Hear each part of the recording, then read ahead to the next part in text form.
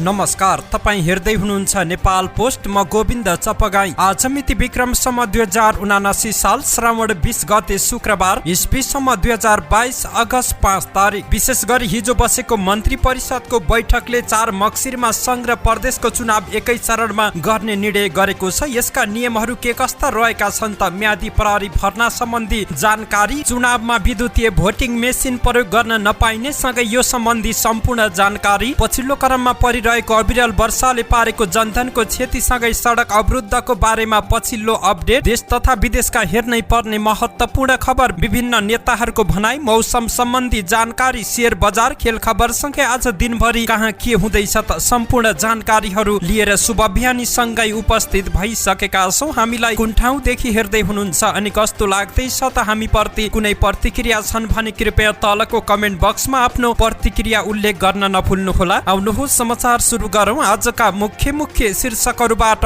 पहिरोले बिजुलीको पोल ढाल्दा बेसी सहर चामे सडक अवरुद्ध, सप्तकोशी बाढी पीडितलाई प्रदेश सरकारले पठायो राहत, 4 मक्सिरमा संघ र प्रदेशको चुनाव एकै चरणमा गर्ने मन्त्री परिषदको निर्णय, 2 पटक प्रदेश र प्रतिनिधि सभा निर्वाचन गराउने देउवा पहिलो प्रधानमन्त्री, संघ र प्रदेश निर्वाचन झण्डै 1 लाख म्यादी प्रहरी भर्ना गरिने, एकै चरणमा चुनाव भए पनि आफूले सुरक्षा दिन सक्ने प्रहरीको दाबी, 4 मक्सिरको चुनावमा विद्युतीय भोटिङ मेसिन प्रयोग गर्न नपाइने, राष्ट्रपतिको फोटो दुरुपयोग गरेर फेसबुकमा विज्ञापन, साइबर ब्युरोले अनुसन्धान गर्दै, चिनियाको अपहरणमा न्यायाधीशका पिएसओको समेत संलग्नता, निर्वाचनको मिति घोषणा गर्नु स्वाभाविक भएको ओलीको दाबी, अङ्गीकृतलाई 3 महिनामा मन्त्री हुने ढोका खुलेको विष्णु पौडेलको भनाई, अमेरिकालाई साम्राज्यवादी गतिविधि रोक्न विप्लवको आग्रह, प्रधानमन्त्रीको परराष्ट्र सल्लाहकारमा अरुण सुवेदी नियुक्त,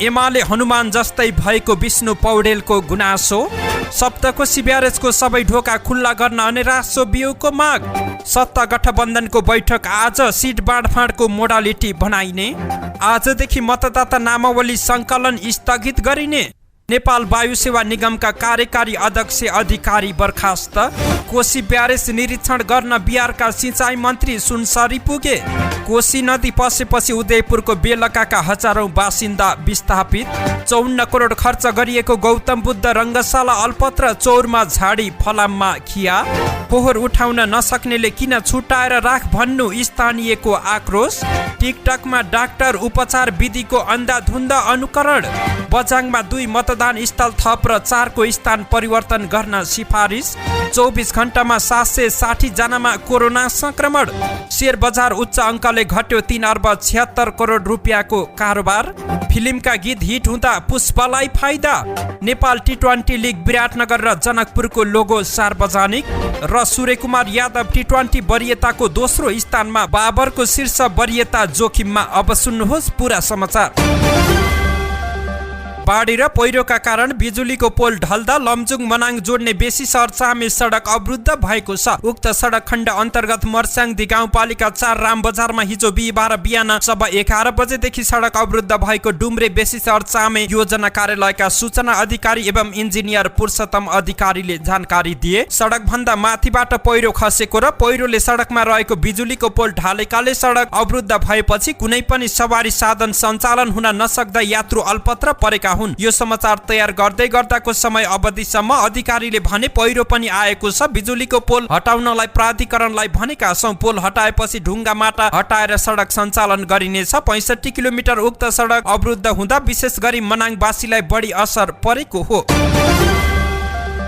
सप्तकोशी नदीमा आएको बाढी पीडितका लागि प्रदेश नम्बर 1 सरकारले राहत सामग्री पठाएको छ। प्रदेश सरकारको आन्तरिक मामिला तथा कानुन मन्त्रालयले राहत पठाएको हो। बुधबार सप्तकोशी नदी पुरानै धारमा फर्किएर उदयपुरको बेलका नगरपालिकाका 5 वटा वडाको मानव बस्तीमा प्रवेश गरेर तहसनहस पार्दा 1500 घर परिवार विस्थापित भएका छन्। विस्थापितलाई सरकारले उद्धार गरेर सुरक्षित स्थानमा सारिसकेको छ। मन्त्रालयले पीडितका लागि खाद्यान्न लगायत राहतका सामग्री पठाइसकेको मन्त्री केदार कार्कीले जानकारी दिए। मन्त्री कार्कीले भनेका छन्, हामी यहाँका नागरिकलाई खानाले मर्न दिँदैनौं। सरकार उद्धार र राहतको काममा जुटिरहेको छ। स्थानीय सरकारले नागरिकलाई सुरक्षित ठाउँको पहिचान गर्ने तथा संघ संस्था लगायत सबै नागरिक जिम्मेवारी बनेर विपदको प्रतिकारमा हामी जुट्नु पर्नेछ। बुधबार प्रदेश सरकारका आन्तरिक मामिला तथा कानून मन्त्री केदार कार्की, सडक पूर्वाधार तथा शहरी विकास मन्त्री हिमाल कार्की सहित उदयपुर, सुनसरी, मोरङका प्रमुख जिल्ला अधिकारी तथा स्थानीय तहका जनप्रतिनिधिहरू घटनास्थलमा नै पुगेर सरकारी संयन्त्रलाई परिचालित गराई विपदमा फँसेकाहरूलाई उद्धार गराएका हुन्।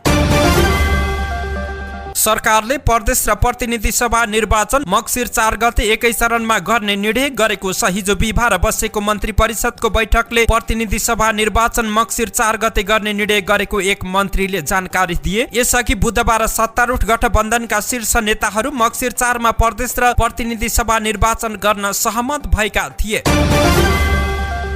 प्रधानमन्त्री शेरबहादुर देउवा लगातार 2 पटक प्रदेश र प्रतिनिधि सभा निर्वाचन गराउने पहिलो प्रधानमन्त्री बन्ने भएका छन्। हिजो बसेको मन्त्री परिषदको बैठकले आगामी मक्सिर 4 गते प्रदेश र प्रतिनिधि सभा निर्वाचन गर्ने निर्णय गरेको हो। यसअघि 2074 मक्सिर 10 र 21 गते 2 चरणमा प्रदेश र प्रतिनिधि सभा निर्वाचन भएको थियो। उक्त निर्वाचन पनि प्रधानमन्त्री शेरबहादुर देउवाको नेतृत्वमा भएको थियो। संविधान सभाले 2072 असोज 3 गते नयाँ संविधान जारी गरेपछि नयाँ संविधान अनुसार 2074 मक्सिरमा एकसाथ प्रदेश र प्रतिनिधि सभा निर्वाचन भएको थियो। त्यसपछि आगामी मक्सिरमा प्रदेश र प्रतिनिधि सभा निर्वाचन गर्न लागि हो। प्रधानमन्त्री देउवाले आगामी प्रदेश र प्रतिनिधि सभा निर्वाचन गराउनेछन्। सरकारले संघ र प्रदेशको निर्वाचन एकै चरणमा घोषणा गरेसँगै म्यादी प्रहरीको भर्ना खुलाउने तयारी गरेको छ। प्रहरी प्रवक्ता टेक प्रसाद राईले म्यादी प्रहरी भर्नाका लागि प्रक्रिया अघि बढाइने बताएका हुन्। उनले भने केन्द्रीकृत सुरक्षा योजना बनाएर अघि बढ्नेछौँ। झण्डै 1 लाखको हाराहारीमा म्यादी प्रहरी भर्ना खुल्ने सम्भावना रहेको छ। चुनावको थ्रेडको मूल्याङ्कन गरेर अघि बढ्नेछौँ। यसअघि स्थानीय तहको चुनावमा 1,19,000 म्यादी प्रहरी भर्ना भएका थिए। संघ र प्रदेशको निर्वाचन आगामी 4 मक्सिरमा हुने भएको छ। सरकारले 4 मक्सिरका लागि प्रदेश र प्रतिनिधि सभाको निर्वाचन गर्ने निर्णय गरेसँगै नेपाल प्रहरीले सुरक्षा तयारी थालेको छ। केन्द्रीय प्रहरी प्रवक्ता टेक प्रसाद राईका अनुसार प्रदेश तथा प्रतिनिधि सभाको निर्वाचन विशेष सुरक्षा कार्ययोजना बनाउन थालिएको छ। प्रहरीले यसअघि 2 चरणमा निर्वाचन भए शान्ति सुरक्षा र निर्वाचनको सुरक्षा व्यवस्थापन सहज हुने बताउँदै आएको थियो। तर सरकारले एकै चरणमा चुनाव गर्ने निर्णय गरेपछि प्रवक्ता राईले भने विगतमा एकै चरणमा भएको स्थानीय तह निर्वाचन पनि शान्तिपूर्ण भयरहित र निष्पक्ष तवरमा प्रहरीले सम्पन्न गराएको थियो। यसपालि पनि सुरक्षामा कुनै त्रुटि रहँदैन। उनका अनुसार स्थानीय तहको निर्वाचनमा छिटपुट घटना भए पनि प्रदेश र प्रतिनिधि सभा निर्वाचनमा कुनै अप्रिय घटना हुन नदिने गरी सुरक्षा व्यवस्थापन मिलाइनेछ। प्रहरीले निर्वाचन सुरक्षा तयारीका लागि कार्य विभागका प्रमुख प्रहरी अतिरिक्त महानिरीक्षक एआइजी सहकुल बहादुर थापाको नेतृत्व सेल बनाउने तयारी गरिरहेको छ। 4 मक्सिरमा हुने प्रतिनिधि सभा र प्रदेश सभा निर्वाचनमा विद्युतीय भोटिङ मेसिनको प्रयोग नहुने भएको छ। प्रमुख निर्वाचन आयुक्त दिनेश कुमार थपलियाले सरकारले समयमा विद्युतीय मतदान मेसिन नदिएका कारण 4 मक्सिरको चुनावमा प्रयोग हुने सम्भावना नभएको जानकारी दिएका छन्। निर्वाचन आयोगले विद्युतीय भोटिङ मेसिन प्रयोग गर्ने भए असार मसान्तभित्र उपलब्ध गराइदिन सरकारलाई आग्रह गरेको थियो। यसपालि विद्युतीय भोटिङ मेसिनको सम्भावना रहेन। हामीले असार मसान्तभित्र आयोगलाई विद्युतीय भोटिङ मेसिन उपलब्ध गराइदिन आग्रह गरेका थियौं, तर सरकारले उपलब्ध गराउन सकेन। राष्ट्रपति विद्यादेवी भण्डारीकै फोटो दुरुपयोग गरेर फेसबुकमा छात्रवृत्तिको विज्ञापन भइरहेको छ। एनपीको नामको फेसबुक पेज बनाएर राष्ट्रपतिको फोटो राखेर छात्रवृत्तिको विज्ञापन भइरहेको छ। पेजमा लेखिएको छ, नेपाल सरकारले निर्णय गरेको छ प्रत्येक नेपालीलाई अनुदान दिने निर्णय गर्दै $250 अनुदानका लागि 18 वर्षभन्दा कम उमेरको हुनु हुँदैन। अहिले आवेदन दिनुहोस्। यसअघि गएको असारमा पनि अनुदान नामक पेज बनाएर राष्ट्रपति भण्डारीको फोटो राखेर विज्ञापन भएको थियो। यस विषयमा राष्ट्रपति कार्यालयका सञ्चार विज्ञ टीका ढकालले उज्यालो अनलाइनसँग भन्नुभयो, हामीले यसअघि पनि प्रहरीलाई जानकारी गराएका थियौं। उहाँहरूले रोक्ने प्रयास गर्नुभयो होला, तर गल्ती गर्नेलाई कारबाही पनि गर्नुभयो होला। तर राष्ट्रपतिकै फोटो पटक पटक दुरुपयोग भइरहेका बारे प्रहरी अझै चनाखो हुनुपर्ने जरुरी रहेको छ। उहाँले यस्ता गलत कामलाई सबै मिलेर निरुत्साहित गर्नुपर्ने पनि उहाँले बताउनु भएको छ। नेपाल प्रहरीको साइबर ब्युरोका प्रहरी उपरीक्षक पशुपति कुमार रायले यस विषयमा अनुसन्धान थाल्ने बताउनु भएको छ। हामीले हामीले यस विषयमा अनुसन्धान थाल्छौं। सम्मानीय राष्ट्रपतिकै फोटोको दुरुपयोग गरेर विज्ञापन गर्नु हदैसम्मको साइबर अपराध भएको पनि उहाँले बताउनु भएको छ। राजधानीमा चिनिया नागरिकको अपहरणमा एक न्यायाधीशका पिएसओ समेत संलग्नता रहेको खुलासा भएको छ। पाटन उच्च अदालतका 3 न्यायाधीशका पिएसओ रहेका प्रहरी हलदार चिनिया नागरिकको अपहरणमा संलग्न रहेको खुलासा भएको हो। प्रहरी हलदार कर्णबहादुर गुरुङ र अर्का एक प्रहरी जवान सहित 6 जना पक्राउ परेका हुन्। गुरुङ सहित पक्राउ पर्नेमा लक्ष्मण गुरुङ, रोहित मगर, विशाल मगर, विनोद केसी र शिव सुनार रहेका छन्। प्रहरी जवान शिव सुनार प्रहरी भित्ता बालजुमा कार्यरत रहेको खुलेको छ। काठमाडौँको लैनचौरबाट दोभाषे सहित चिनिया नागरिकलाई उनको फ्ल्याटबाट अपहरण गरेर उनीहरूले गंगाबुको एउटा होटलमा बन्धक बनाएका थिए। जिल्ला प्रहरी परिसर काठमाडौँको टोलीले हिजो राति चिनियालाई गंगाबुको एक होटलबाट उद्धार गरेपछि यसको खुलासा भएको हो। अपहरणमा संलग्न 6 जनालाई पक्राउ गरिएको जिल्ला प्रहरी परिसर काठमाडौँका एकजना अधिकृतले जानकारी दिए। चिनिया नागरिकलाई फ्ल्याटबाट 8 लाख नगद र 27 वटा मोबाइल लुटेर आरोपीहरूले गंगाबुमा लगेर बन्धक बनाएका थिए। उनीहरूले 1 करोड फिरौती मागेको र 50 लाख अपहरण मुक्त गर्ने सहमति भएपछि चिनिया नागरिकको आफन्तको सहयोगमा प्रहरीले उनलाई अपहरण मुक्त गरेको बताइएको छ। हिजै अभियुक्तहरूलाई जिल्ला सरकारी वकिलको कार्यालयमा उपस्थित गराइएको छ। नेकपा एमाले अध्यक्ष केपी शर्मा ओलीले सरकारले आगामी 4 मक्सिरमा प्रतिनिधि सभा र प्रदेश सभाको निर्वाचनको मिति घोषणा गर्नु स्वाभाविक भएको बताएका छन्। हिजो बिहीबार कूटनीतिक मामिला हेर्ने पत्रकारहरूसँग अन्तर्क्रियामा ओलीले निर्वाचनको मिति घोषणा गर्नु स्वाभाविक भएको बताएका हुन्। निर्वाचन घोषणा स्वाभाविक हो, यसमा देश जानुपर्छ भनेर हामीले भन्दै आएका छौं, ओलीले भने। हिजो बिहीबार बसेको मन्त्री परिषद बैठकले 4 मक्सिरमै निर्वाचन गर्ने निर्णय गरेको थियो। यसअघि निर्वाचन आयोगले 4 मक्सिरमा एकै चरण निर्वाचनको मिति तोक्न सरकारलाई सिफारिस गरेको थियो। सत्तारूढ 5 दलीय गठबन्धनको बुधबारको बैठकले 4 मक्सिरमा निर्वाचन गर्ने सहमति गरेको हो।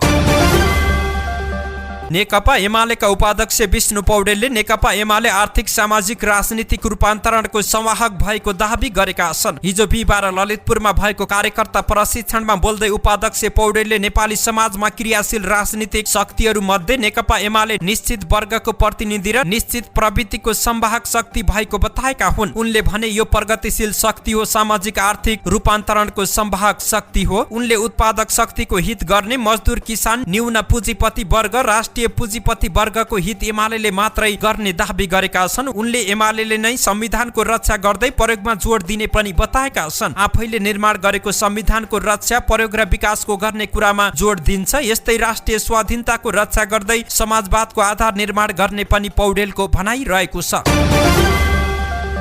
नेकपा महासचिव नेत्र विक्रम चन्द विप्लवले अमेरिकालाई द्वन्द र अशान्ति गर्ने साम्राज्यवादी गतिविधि रोक्न आग्रह गरेका छन्। विप्लव नेतृत्वको अन्तर्राष्ट्रिय विभागले जारी गरेको विज्ञप्तिमा अमेरिकी तल्लो सदनकी सभामुख न्यान्सी पेलोसीले चीनको अनुमति बिना ताइवान भ्रमण गरेर द्वन्द निम्त्याउन खोजेको उल्लेख गरेका छन्। विश्वका सबै देशहरूले ताइवानलाई चीनको भूभाग मानिरहेको सन्दर्भमा एक चीन नीति विपरीत पेलोसीले भ्रमण गरेको विप्लवले बताएका छन्। यो भ्रमणले चीन र ताइवान बीच थप द्वन्द मात्रै लिएको छैन, एक स्वाधीन राष्ट्रमाथि अमेरिकी साम्राज्यवादले आफ्नो पुरानो चरित्र फेरि नाङ्गो रूपमा विश्व सामु देखाएको विज्ञप्तिमा उल्लेख गरिएको छ। प्रधानमन्त्री शेरबहादुर देउवाको परराष्ट्र सल्लाहकारमा अरुण सुवेदी नियुक्त भएका छन्। हिजो बिहीबार बसेको मन्त्री परिषद बैठकले प्रधानमन्त्री देउवाको सल्लाहकारमा सुवेदीलाई नियुक्त गर्ने निर्णय भएको एक मन्त्रीले जानकारी दिए। उनी राजनीतिक विश्लेषक भएको पनि बताइएको छ।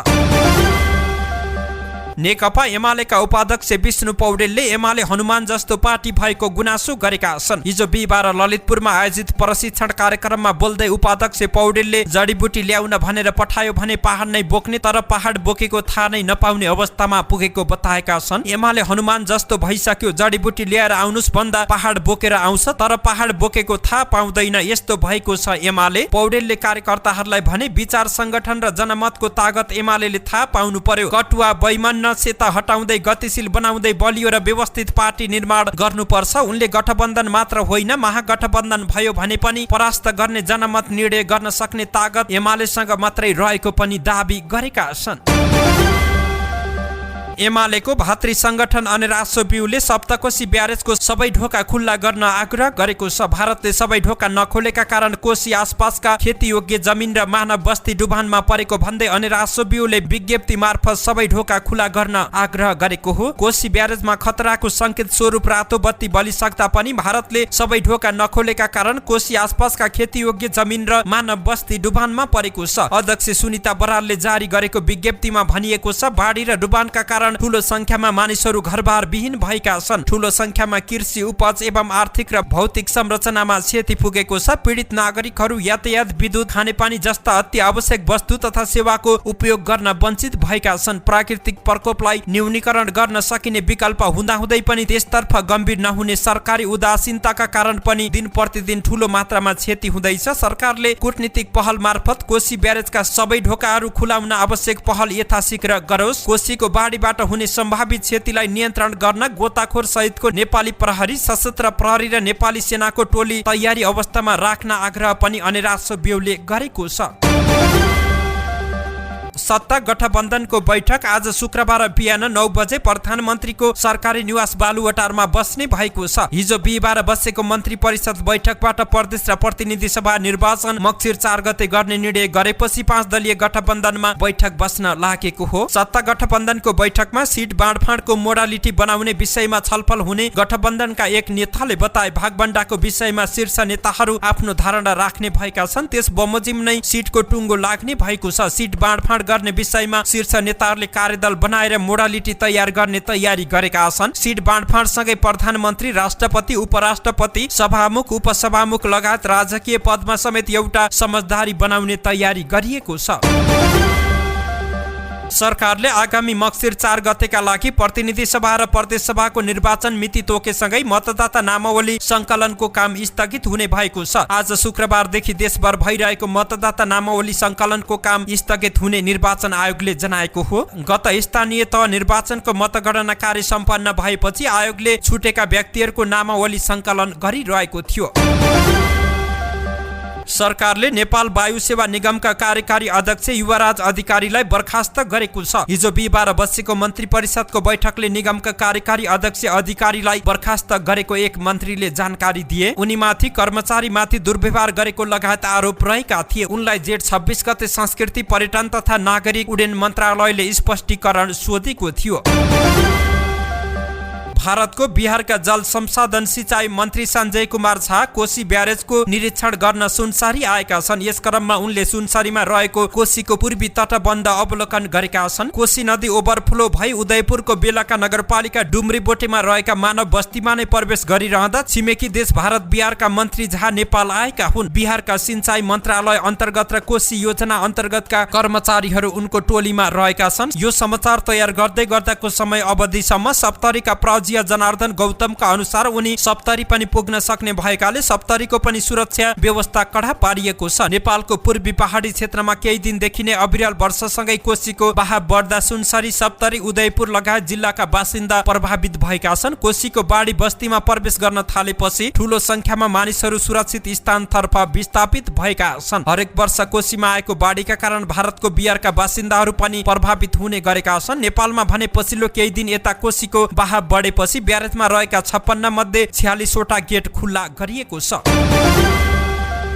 सोमबारदेखि आएको निरन्तर वर्षाका कारण जिल्लाको बेलका नगरपालिकाको सप्तकोशी क्षेत्रमा कोशी नदीले मंगलबार बिहानदेखि कटान गरेर गाउँघरमा कोशी नदी प्रवेश गर्न थालेपछि बुधबार बेलुकीसम्ममा सो क्षेत्रका करिब 1000 जनतालाई सुरक्षित स्थानमा राखिएको छ भने 1500 आफै सुरक्षित स्थानतर्फ गएका छन्। नगरपालिकाका प्रमुख अशोक कार्कीका अनुसार कोशी बाढीले नगरको वडा नम्बर 3 र 8 मा प्रवेश गरेर कटान गरेपछि बुधबार दिनभरि 1000 जनालाई नगरको विभिन्न सुरक्षित स्थानमा विद्यालयमा लगेर राखिएको छ। यस्तै नगरको श्रीलङ्का टापु, सिसौलिया घाट, एबीसी, तपेश्वरी, सातपत्रे सहितका स्थानमा कोशीले कटान गरेर पानी प्रवेश गरेपछि झण्डै 1500 आफै गाउँ छोडेर अन्यत्र सुरक्षित स्थानतर्फ गएको नगरपालिकाकी उपप्रमुख जिरा राईले जानकारी दिएकी हुन्।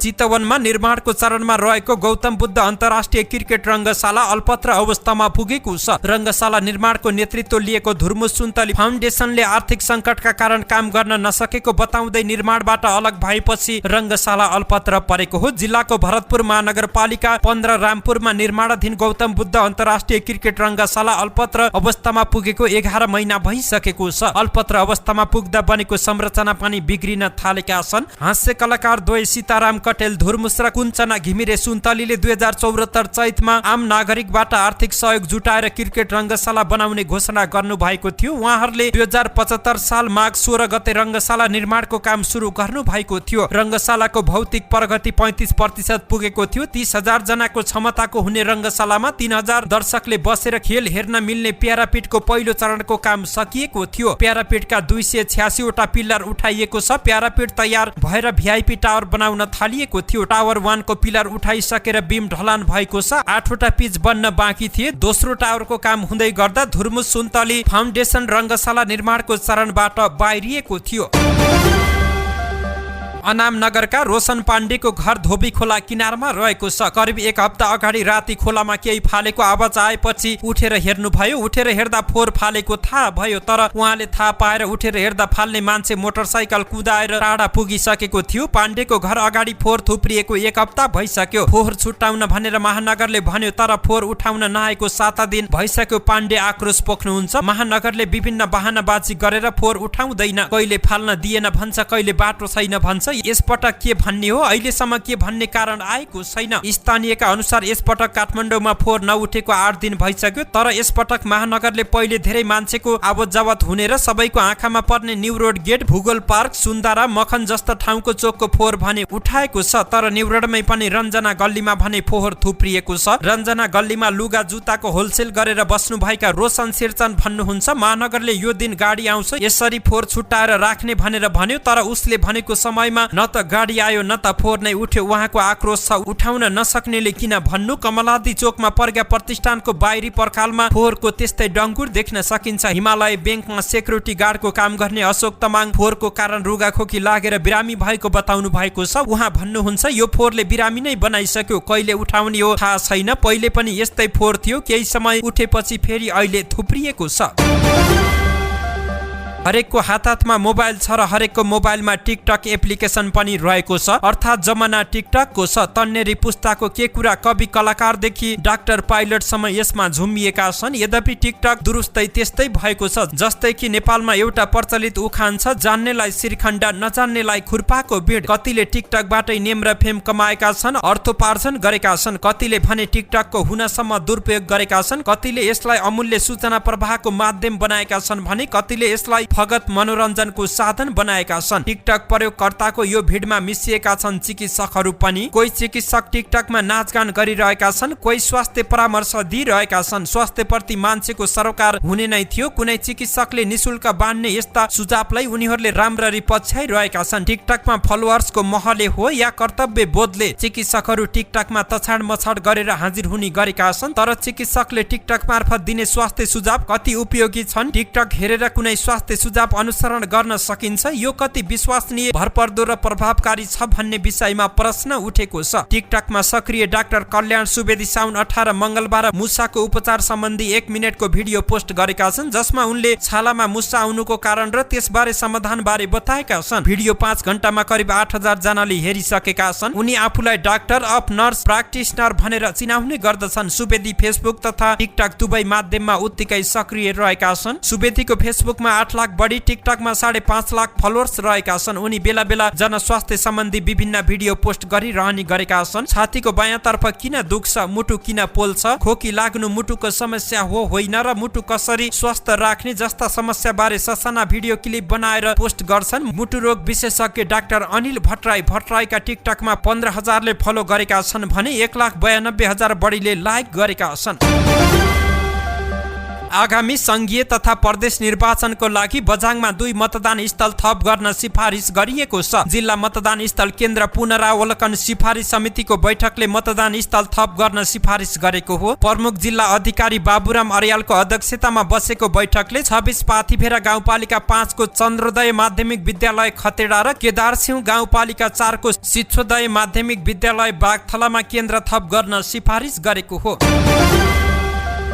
पछिल्लो 24 घण्टामा 760 जनामा कोरोना भाइरसको संक्रमण पुष्टि भएको छ। पीसीआर र एन्टिजेन गरी 5926 जनाको नमुना परीक्षण गर्दा 760 जनामा संक्रमण पुष्टि भएको स्वास्थ्य तथा जनसङ्ख्या मन्त्रालयले जनाएको छ। यही अवधिमा 324 जना संक्रमित निको भएका छन्। पछिल्लो 24 घण्टामा 1 जना संक्रमितको ज्यान गएको छ। अहिले नेपालमा कोरोना भाइरसका सक्रिय संक्रमितको संख्या 5602 रहेको छ। 24 घण्टामा 47341 जनाले कोरोना विरुद्धको खोप लगाएको स्वास्थ्य मन्त्रालयले जनाएको छ।